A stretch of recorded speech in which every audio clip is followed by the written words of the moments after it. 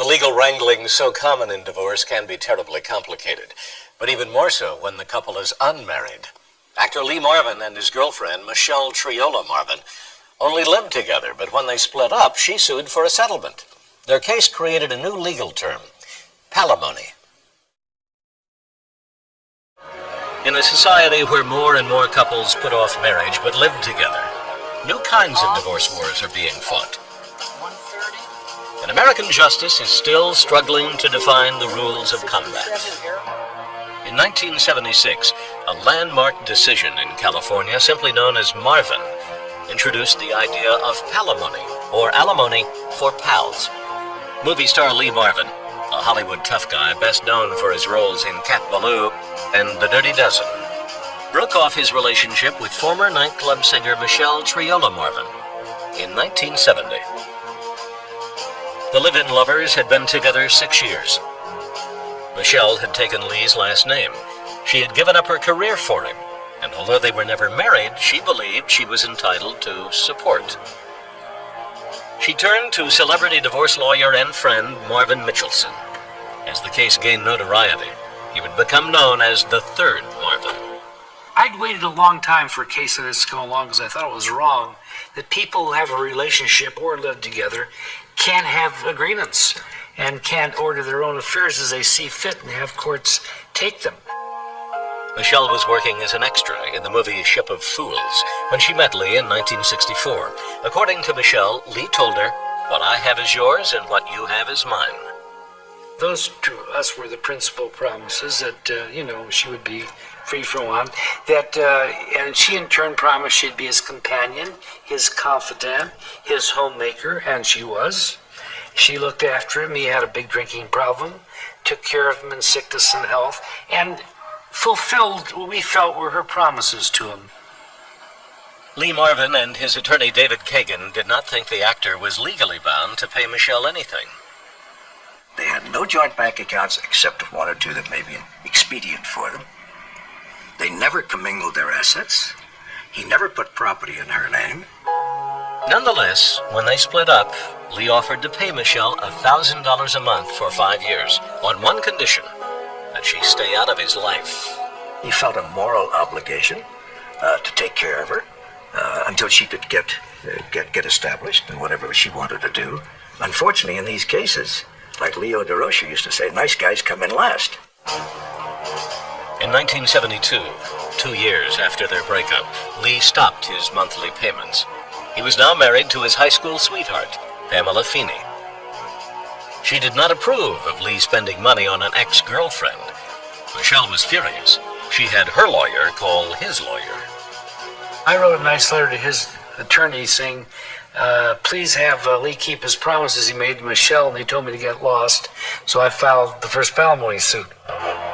In a first for American justice, Michelle sued Lee for breaking the oral contract, which she claimed he had made to take care of her indefinitely.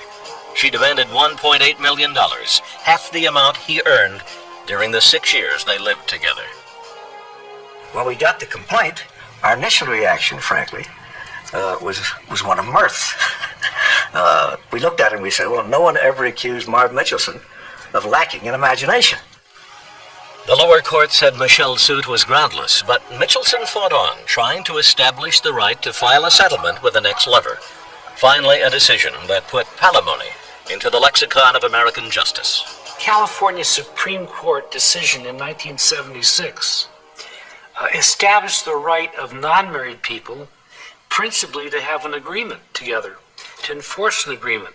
Whether it would be an oral agreement, obviously a written agreement is better, but seldom would you find one between two people living together, and also establish what we call an implied contract by conduct, so to speak. If they live with a woman, if they marry a woman, they must be responsible, and the woman has to be responsible for her conduct. I might just add that I think it also says to men to think twice and to think of what you're doing before you get into a relationship. The Supreme Court ruling paved the way for Marvin versus Marvin, which went to trial on January 12, 1979. My attorneys advised me that it would be improper to make a statement Lee's attorney says palimony is widely misunderstood and should not be equated with alimony. People thought merely by living together that you created a right for some kind of support or some kind of division of property analogous to that of a husband and wife relationship. Marvin versus Marvin merely stated that non-married cohabitants will be given the same rights as any other unmarried persons. That meant the burden was on Michelle to prove that she and Lee had an agreement or contract. At the trial, Michelle cited her decision to change her last name to Marvin as evidence of her strong bond with Lee. The court would later rule that the name change did not mean a contract existed between the couple. Attorney Mitchelson would also present several love letters that Lee had written to Michelle. On the stand, Lee admitted that he had told Michelle he loved her, but he hadn't meant it. I feel terrible. Because he told me that he loved me a lot of times. I said, how would you quantify the utmost feeling you had for Michelle? How would you say? Would you say it was strong, weak? Wasn't there a time when you felt something toward her? And he took his hand and waved it like that and said, well, sort of like a half a tank of gas. Michelle expressed her frustration with Marvin's testimony. I should have slapped his face years ago. While Lee joked with reporters and downplayed all the attention the case was receiving. I think we've got more with a Marlin friend, don't you? Back inside the courtroom, Michelle disclosed that she had undergone 3 abortions while living with Marvin. This, too, would have no legal bearing on the question of whether a contract existed between Michelle and Lee. By most accounts, the testimony that caused Michelle the greatest damage was that of a bit-part actor named Richard Dowdy. He claimed he had an affair with Michelle during the time she lived with Marvin. If she was having an affair with somebody else, she wasn't devoting all of her time and attention to Mr. Marvin. Therefore, she was breaching the very contract that she said that she had made with Mr. Marvin. Michelle denied that Dowdy even had a sexual interest in her. I never saw him make a pass at any girl, to tell you the truth. Attorney Mitchelson criticized Dowdy for recanting a deposition in which he had denied the affair with Michelle. Mr. Dowdy is a perjurer and an admitted liar and an admitted unethical human being. And I think the impact will be 0. Dowdy slapped Mitchelson with a slander suit, which was settled out of court. After a 3-month trial, Judge Arthur Marshall concluded that Michelle had failed to demonstrate that there was a contract between herself and Lee. But he took a cue from a footnote in the landmark California Supreme Court decision, which stated that even in the absence of a contract, the court is free to grant money. So the court ordered Lee to pay Michelle $1,000 a week for 2 years, the same amount he had promised to pay when they broke up, a total of $104,000. Not much compared to her demand for $1.8 million, but $1,000 a week was as much as she had ever earned as a nightclub singer.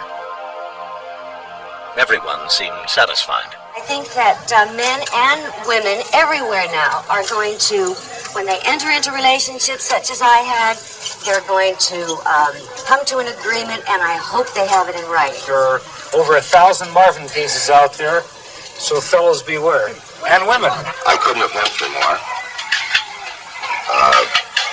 They lost on every charge, on every one. So to find a judge that is agreeing with you is really a very amazing thing, isn't it? But Marvin would later change his mind and decide to appeal the palimony ruling. In 1981, the California Court of Appeals reversed Judge Marshall's decision, saying that since there was no contract established between Lee and Michelle, the actor should not have to pay her 1 cent. Of course, we're very, very, very disappointed in not prevailing on the major issues. However, Michelle was very, very happy to be the Joan of Arc of live-in lovers. Michelle will forever be known as pioneering the law.